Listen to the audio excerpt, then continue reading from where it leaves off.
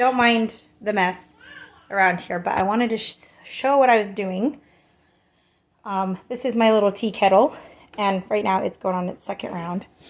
And then in here, can I open it with one hand?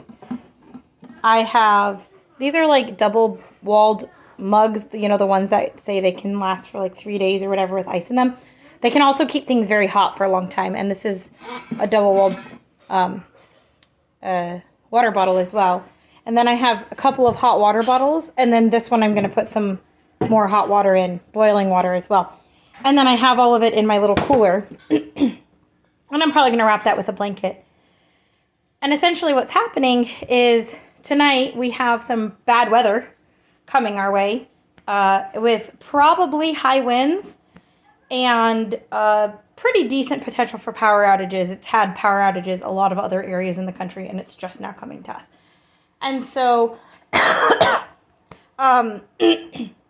so what I'm doing is I'm going to get these 2 hot water bottles filled. I'm going to get all of these double-barreled, double-walled things filled, and then put them in the cooler so they stay nice and hot.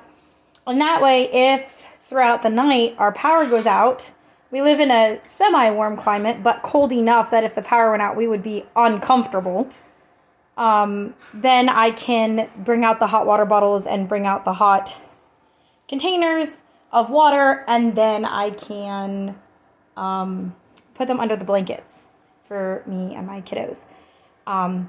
This is really important because in the place that we are currently, we do not have a means to cook or heat water off the grid. If our power goes out, that is our entire source of heating, of water, of food, of cooking, of everything.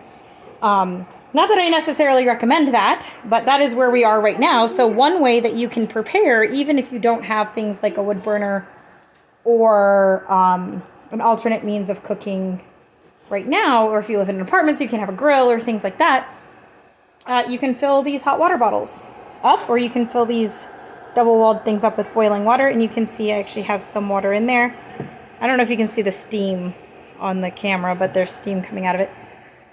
And then you can cook with that as well. So we also have, we have a plethora of like canned foods or little things like this that we could just, that's not very easy to see, like this stuffing mix,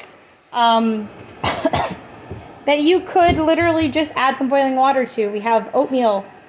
We have sandwich stuff. So that way we could even have a hot meal. We could just take some hot water out of the cooler. We could pour it over our meal and then have some hot water, or have a hot meal tomorrow. We can also do the same thing with ramen or soup, or, you know, many things that hot water would be very useful for.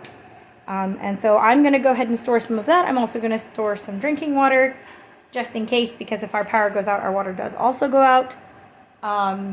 And just have those on the side so that we could get through, you know, maybe 12 to 24 hours worth of a power outage comfortably. So those are some things that you can do. Like I said, it's just a normal igloo cooler. Nothing fancy, nothing else in it. I might wrap it in a blanket. And then a couple of hot water bottles for us. And then storing boiling water. That's it. Super simple, super easy. Pretty much everyone can do it. These things are at Walmart for like sometimes $10. Sometimes they're at the thrift store. These were actually all given to me as a gift. Somebody was getting rid of a bunch of stuff and was like, hey, you want them? And I said yes. These are like $8 on Amazon. This is also like maybe $10 to $15 at Walmart or Amazon. Super, super easy way to stay prepared that you can do literally anywhere.